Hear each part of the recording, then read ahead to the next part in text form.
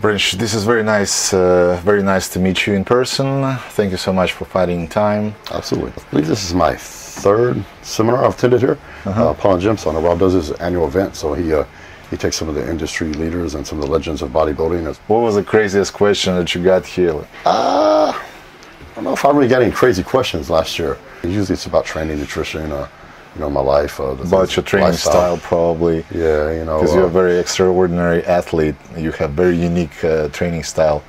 What do you feel when you get this question asked? Like, you're probably getting irritated? No? What's unique about my training style? I work hard. Yes. Yeah. So, hardcore, training style. Everybody knows you from that. Like, yeah, I mean, that's how I was. It's even like Branch Warren training style. Like, you have it. I think I did it for me. When I talk about the training, I never tell anybody to train like I train. I tell people, if you can take something I do and you can incorporate it into your program, that's a win. What I do works for me. Just like I train with some of my contemporaries I compete against. They train very different from me. You never hear me criticize them because it worked for them. But I did work for me, and so I don't think there's any substitute for hard work. I think I've said it before. I think I said it last year in the seminar when Ronnie actually was at the seminar, Ronnie Coleman, and I trained with Ronnie. I was just talking to Ronnie last night, matter of fact, and we were talking about when I was like 17 years old and I came in the gym, and my very first contest I trained with him and his workout partner, this guy Mark Hanlon, and he wasn't even a pro yet. He summed it up best when somebody asked him one time, how do you describe your training style? And he said, man, I lift the maximum amount of weight I can lift and do it the maximum number of reps I can do it, and rest and repeat. And that sums it up. I think it's just hard work and heavy ass weight.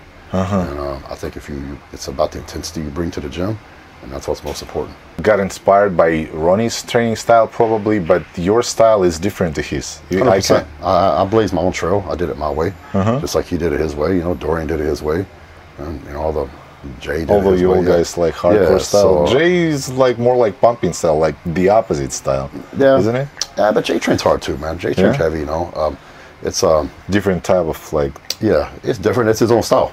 Yeah, and he does his thing, and so I think that's you can. I think you can get inspiration from people. Rich Gaspari was an early inspiration for me, as well as Dorian Yates, and of course Ronnie. Because I saw him in the gym every day, and I took Brian Dobson, who trained all of us, got us all kind of going.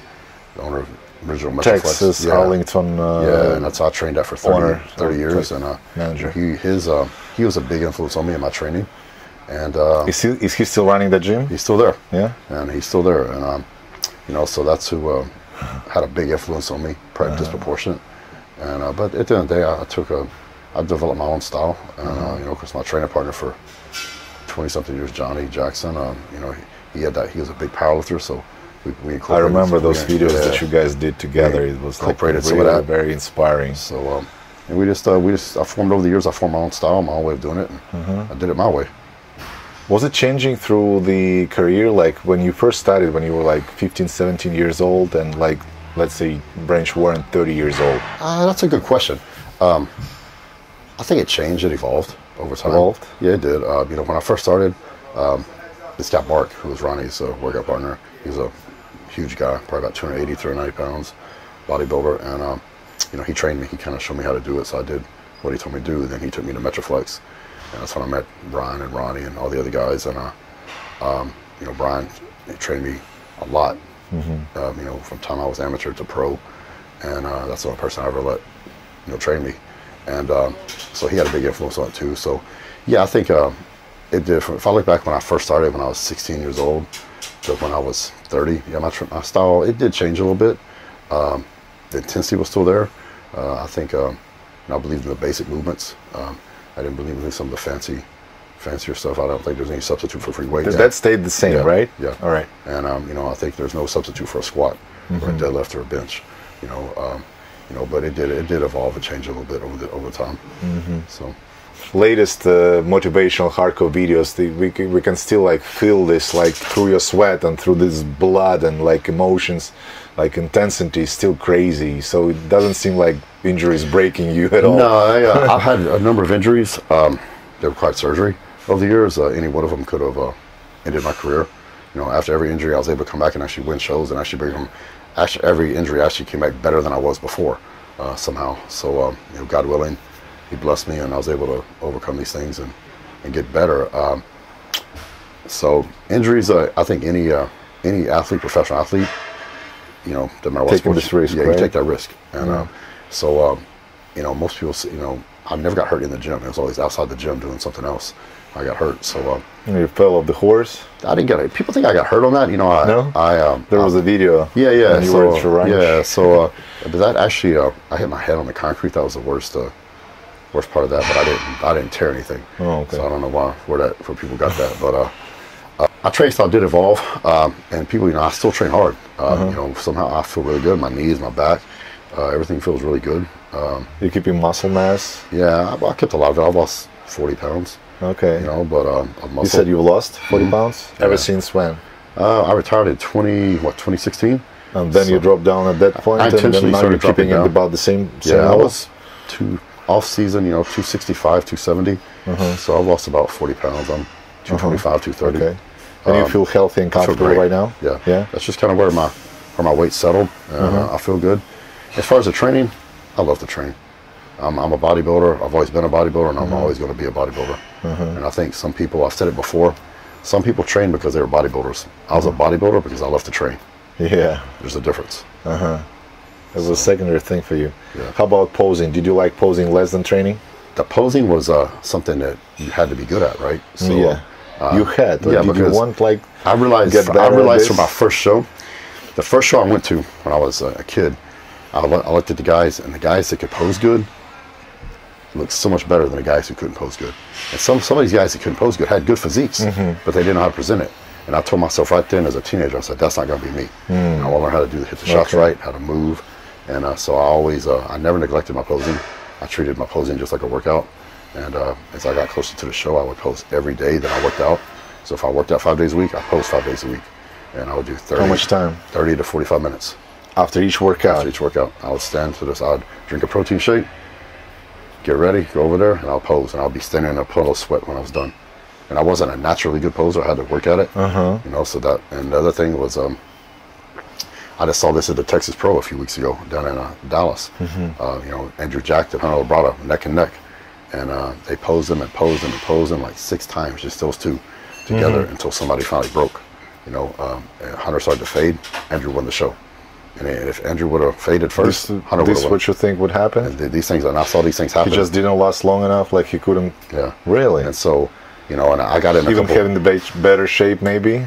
Yeah, I mean, it was very close. They could have gone either way. I think actually Hunter, when they first came out, looked better. But as they continued to compare them, he faded. Andrew stayed the same. And there you go. And so I never wanted to lose a show because of that. Do you think that posing can also be beneficial as far as like fullness and roundness of the muscle? 100%. I don't know about fullness, but I think it adds more separation. I think the more you pose, Between muscle bellies, Yes. make them more defined, like popping like your effect? quads, your back, triceps, all that. I think the more you pose, Arms, biceps, yes, triceps. I think you get more separation for sure. You know, I never wanted to lose a competition because somehow it worked me. You know, I mean, I can't control who shows up. I can't control how they train, how they look, any of that. Right? That's out of my control. So I don't waste my thoughts on that. What I could control was myself. I had control of my training. I had control of my diet. I had control of my cardio. I had control of my tanning, my posing, all these things I'm in control of. And so I didn't want someone to beat me because they worked harder than I did. You know, so that's why I made sure I had attention to detail. And I went against guys that were actually genetically better than me. Not that I had bad genetics, but there was guys that had better genetics, especially at the pro and the Olympia level. And I learned very early on that I could beat guys that were more gifted if you're willing to work harder and do more than they were. And so I learned that when I was a kid, and it stayed with me through my career. Who's your like favorite bodybuilders from the youngsters? Do you have any favorites? From the current generation? Yeah. Man, I've got a couple guys I think are that have it. I'm a big fan of Hunter Labrada. I've known his father since I was 18 years old. It's part of the family, part of the culture. And so I know Hunter since he's a little guy, and he's grown to be a grown man, and he has his own family, and he's an incredible physique. He's a top Olympian, so you know, top 8 Olympian. So he's been as high as 4th, I think. So I'm a big fan of Hunter, and then I think also Sean Clarita. I'm a big fan of. I see Sean every day, almost in the gym. And how old is he? He's more I like, think he's like 40 or 41. yeah, so he's more like older guy. And he's still not the improving. young generation. I just saw a sneak preview of him last week. Yeah. And everybody in trouble. So he looks incredible. He's actually improved from what he was last year. And at that age, that's remarkable. He's doing 212, right? He's not doing open ever? No. Not at the Olympia, I don't think. I think he may do the open Arnold or like he did last year or something like that. But I think the Olympia, he's going to keep that 212 title. And he just because we see a lot of examples to like 212 guys making very successful career in open class too. Yeah, I think in Sean's case, I think from the conversations I've had, I don't want to speak for him, obviously, but I think he wants to keep that 212 title for as long as he can. And, and I think you will see him compete in some open shows. He did the Arnold Classic, got 5th last year, and which was very impressive, giving up 100 pounds to Samson, which is crazy, but he held his own. So 100 pounds. Yeah, so that's insane. So I think a little bit more actually than 100. So it's but pound for pound, he's probably the best person in the sport. If he was a 5'8" or 9, everybody might be in trouble. But if he was a little taller, don't you think that he would have lost a little bit and he roundness on the muscles too? Not necessarily. I mean, who knows? I mean, Ronnie, you make him. Ronnie was almost 6 foot. Look at Ronnie. I'm from Los Angeles Gold's Gym. I trained there and I work as a trainer there, and I just saw Ronnie was there with Arnold. They just did this iconic video where they trained together, and it's an amazing thing to see all these like two legends working out together. So okay, younger generations, how about like I don't know, Nick Walker, young dude, and a lot of people discussing him, but a lot of controversials about his like overly vascular legs. And do you think that it somehow might put the shade on the bodybuilder's image? What, like him being successful and maybe even making to the top of Olympia with the guy like Nick, or guy still deserved it?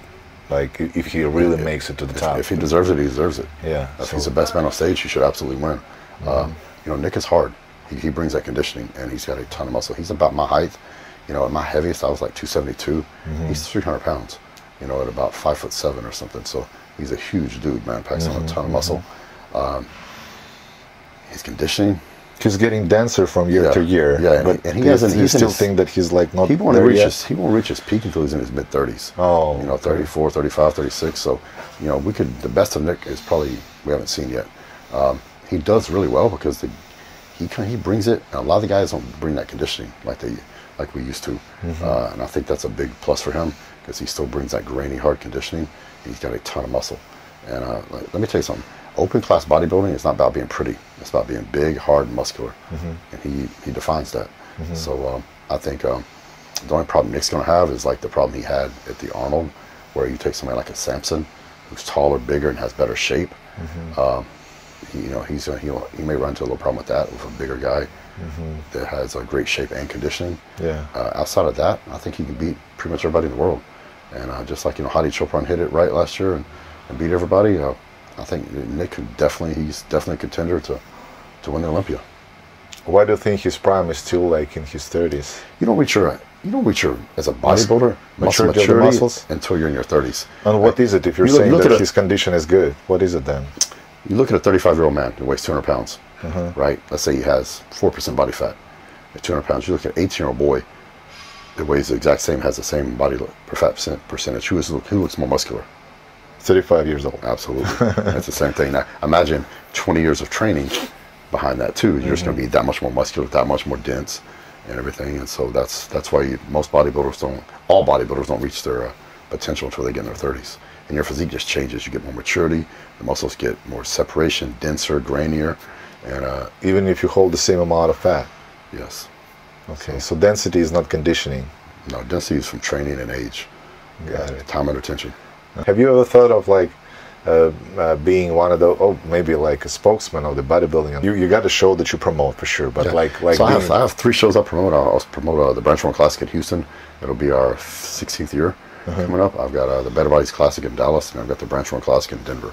I promote, so I'm still very much involved with it. Definitely, yeah. I'm very much involved with Gas and Better Bodies. We do tours all over the world, promoting our lifestyle and promoting bodybuilding, fitness, and the things we do, and our values and our culture.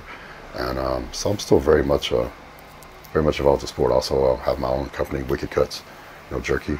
We have beef jerky and beef sticks and jerky chips. So we're you sell it like United States, yes. or yeah? Yep. So that's cool. I've had that for 5.5 years now with my partner Scott James. So I stay very busy. Even though you're not competing actively for a couple of years, and people still like want to see you, want to get a picture with one of the guys. Well, I'm very, very blessed to have legendary. Have some great fans, and I think I think you just treat everybody right, So when I was a young kid, a fan, I remember meeting some pros, and I don't mention the name, but I had a bad experience with a pro bodybuilder when I was about 18, 19 years old, and he was pretty much just an asshole to me, and wouldn't take a picture with me. Want to charge me like $20 or something to take a picture. It wasn't Ronnie for sure. No. Ronnie's a class act, man. That's who I looked up to learn how to treat people right when you're a professional. And but this other guy was not cool. And I remember thinking to myself, man, if somebody came up to me and a kid want to take a picture, man, that would humble me, right? I'd be like, wow, that's cool. And I never forgot that. So a few years later, I turned pro, and this guy I competed against in my second pro show, and I beat him. And I went up to him backstage and I said, hey man, I said, you probably don't remember this, but I said, a few years back, this kid came up to you and wanted an autograph and a picture, and you're a total asshole to him, and you wouldn't even take a picture with him, want to charge him $20 and all this. And I said, man, that was me, bro. And he just looked at me and didn't know what to say. And I'm like, you never know who that kid is that just wants to freaking meet you and get an autograph and take a picture. That might be the next Mr. Olympia, you don't know.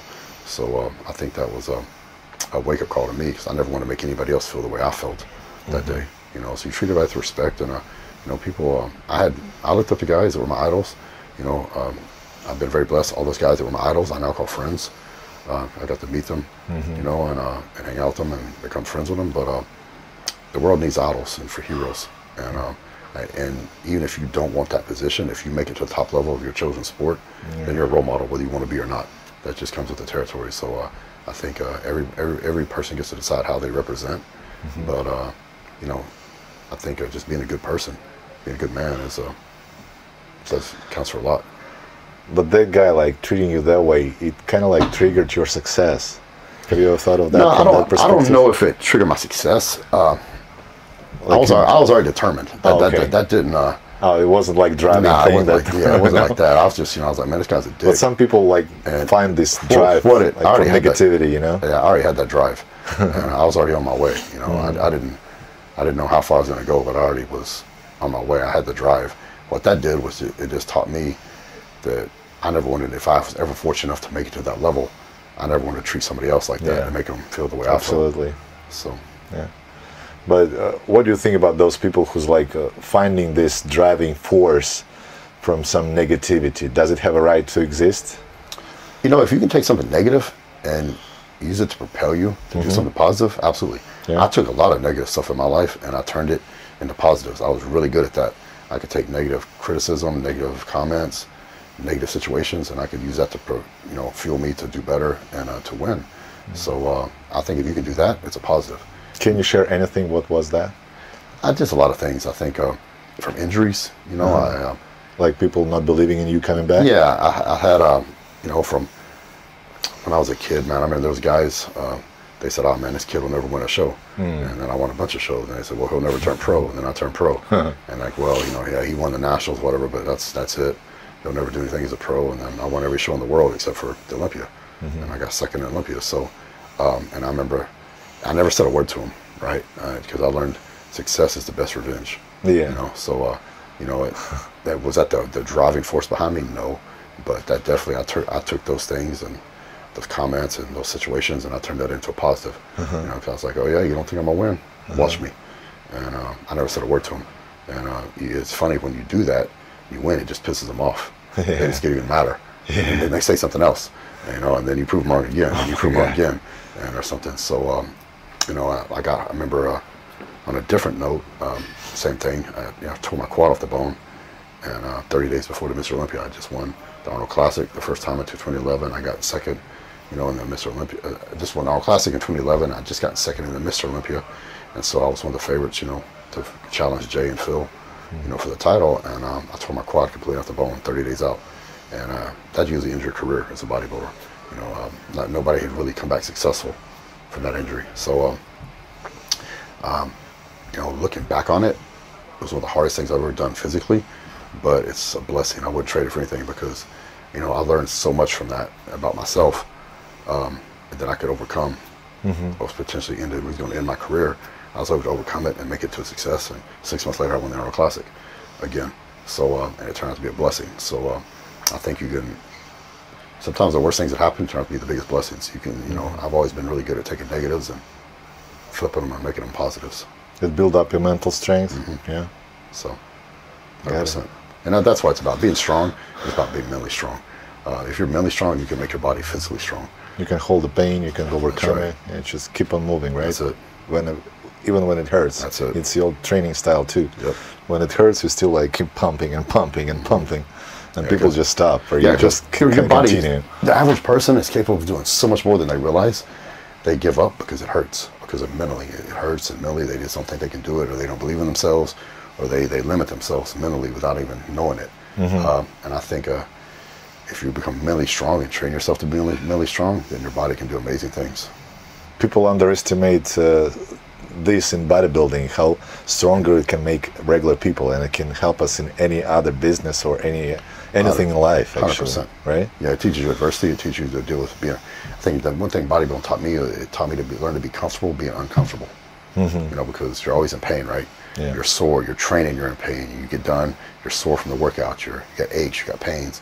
You're always uncomfortable. You're dieting, you're starving because you're on a pre-contest diet, or you're off season, you're miserable because you're stuffing yourself with so much food trying to grow.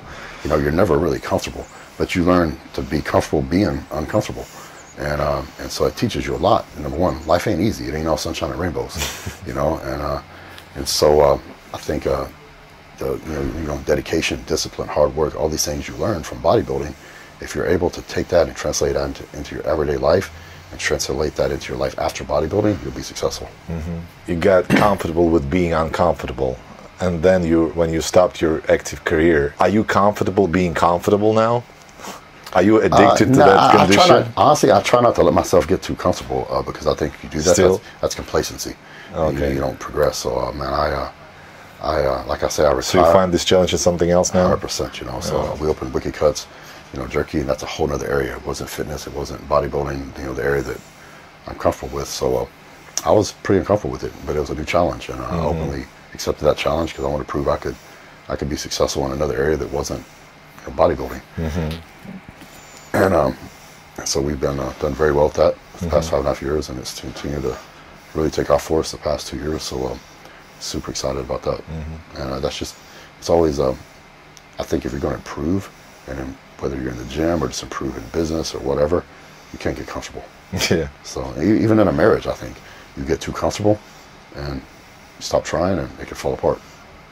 So. You mean that you stop like appreciating your you got to give, wife right? or husband? Yeah, you got to give. You got to, you know, appreciate the other one. You got to do things for them. You know, sometimes when you're tired, sometimes you don't want to. You can't take them for granted. And I think I think that's the biggest thing I see with people, couples, is they get comfortable, and they stop trying. And I got this woman already. She's with me. She's not gonna go anywhere, and then you start losing it, right? Exactly. Okay. So you always gotta be on your toes. All right. Okay, Branch, I know that you're super busy. Thank you so much for making it happen, and I appreciate it, and I hope you will enjoy the seminar tomorrow, and you'll have some good fans. Absolutely. Good questions. Thank you for having me on. Yeah, thank you so much. All right. Yeah. Cool. Don't forget to hit the like button and subscribe. I'm gonna leave Branch's social media. I know that he's not a big fan of social media and all this era of social media. I didn't touch that, but still, go ahead and follow all his social media. Thanks for watching. Have a great night or whatever you guys have. Bye.